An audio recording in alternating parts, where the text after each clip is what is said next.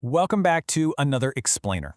Today we're diving into a topic that is honestly equal parts terrifying and fascinating: the absolute high stakes of product safety in the electrical and electronic equipment industry.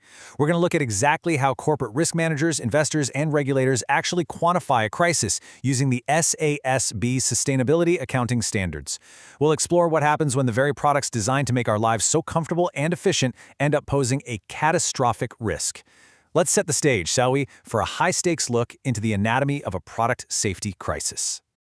I want you to picture a quality assurance lab for a second. You've got engineers running intense thermal stress and electrical safety tests on circuit boards. They are pushing these components to their absolute limits. But what happens when the QA lab misses a flaw? Just imagine a thermal stress test failing, not in a controlled lab, but out in the real world, on the actual equipment powering your everyday life. We're talking about the HVAC system in your office, or maybe the security devices and lighting fixtures right inside your home. When these mature, globally manufactured electrical components fail, well, we aren't just talking about a device that won't turn on. We are talking about a severe, potentially devastating safety defect. And that grim reality is exactly what we need to confront first. The proper, safe functioning of all this equipment isn't just about consumer convenience, right? It is literally a matter of life and death. The source material here is incredibly clear about the potential risks to customers. We're looking at electrical fires, severe injuries, and in the absolute worst-case scenarios, devastating fatalities. Before a company even begins to crunch the numbers on the financial ruin of a failed product, they have to face the grave physical consequences of that failure. Literally, a single faulty wire, a compromised energy transformer, or an overheating control panel can ignite an absolute disaster. So the big question is, how do companies and investors even begin to account for this kind of nightmare scenario? Well, they turn to corporate tracking frameworks, specifically the SASB standards for the resource transformation sector. As you'll see in their metrics for electrical and electronic equipment, product safety is identified as a major quantifiable sustainability disclosure topic. Investors absolutely need to know about these risks because a product's safety incident, it can severely impact a company's cash flows, its cost of capital, and its long-term brand value. It is way more than just a PR headache. It's a fundamental financial and operational risk. Now, when a crisis hits and a dangerous defect is discovered out in the wild, the immediate triage a company has to perform comes in the form of a recall. The official SASB standard defines a recall very specifically. It's any repair, replacement, refund, or notice and warning program intended to protect consumers from products that present a safety risk. And it's not always as simple as just pulling boxes off a retail shelf. Sometimes it's this massive, incredibly complex, coordinated effort to repair installed commercial building equipment or issuing urgent safety warnings telling millions of homeowners to unplug their devices immediately. And this immediate triage builds right into the first vital sign of a corporate crisis: SASB Accounting Metric RTE 250A.1. This specific code requires companies to disclose two hard numbers. First, the total number of product recalls they issued during the reporting period, and second, the total number of units recalled. This metric essentially tracks the sheer, raw volume of the disaster. Think about it. If an electrical manufacturer has to pull 2 million hazardous lighting fixtures from the global market, that massive number goes right here. It gives investors an immediate, unvarnished snapshot of the scale of the quality control failure. But we need to be clear here. Not all recalls look the same from a corporate governance perspective.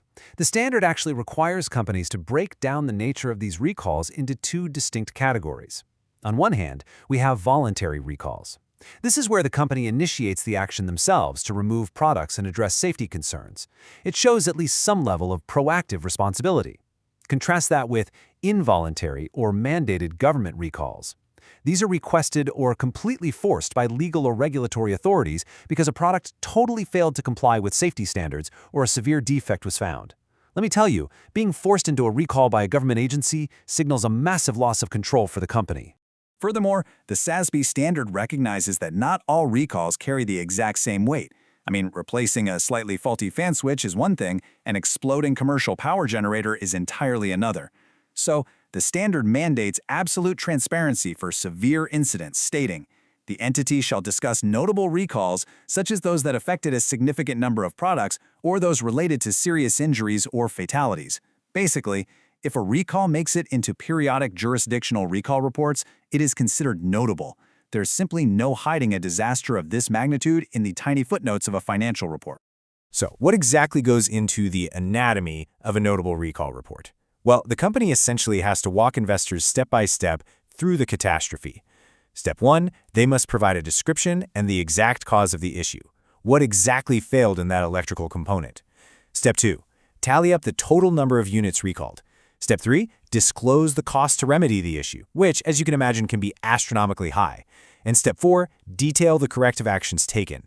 They also have to disclose if it was voluntary or involuntary, and explicitly mention any legal proceedings or, tragically, fatalities. It is a full, completely unvarnished autopsy of the failure. And that mention of legal proceedings brings us to the next phase of the disaster. Imagine a corporate crisis room. The physical recall is underway. The faulty units are being shipped back. The warnings are out. But the bleeding? It hasn't stopped. Because now, the crisis moves from the boardroom directly into the courtroom. The impending legal and financial fallout for the brand is about to get quantified. Which introduces our second key SASB metric for product safety, RTE 250A.2. This metric forces companies to disclose the total amount of monetary losses incurred during the reporting period as a direct result of legal proceedings associated with product safety. Now, this isn't some rough estimate, it is the presentation currency of actual hard financial damages stemming from any adjudicated proceeding, whether that's before a court, a regulator, or an arbitrator.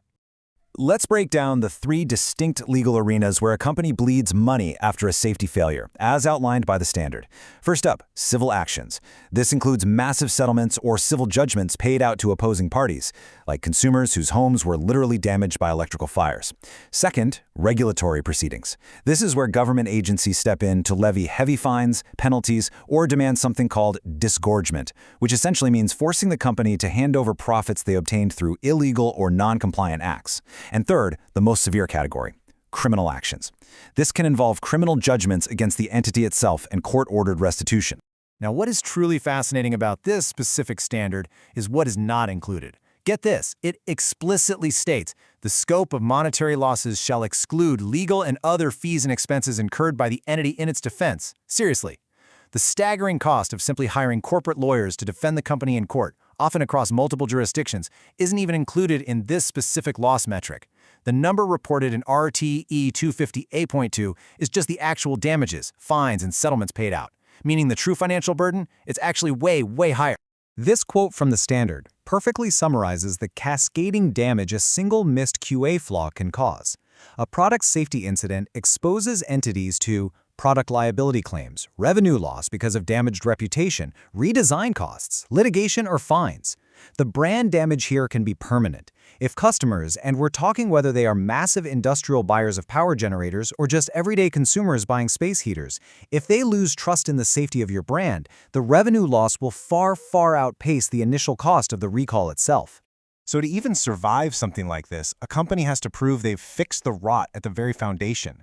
The SASB standard requires the entity to briefly describe the nature of these legal losses, like whether it was due to inadequate testing or maybe a certification failure, and then detail their post-crisis corrective actions.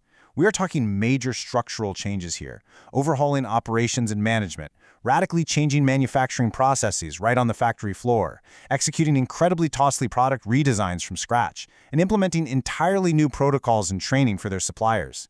Basically, they have to prove to the market that a catastrophic failure like this will absolutely never happen again.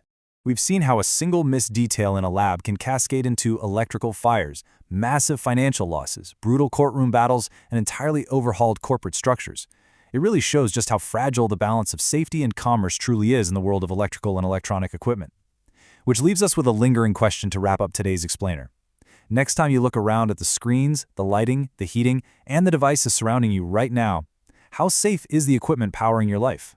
Keep learning, stay curious, and we'll see you in the next explainer.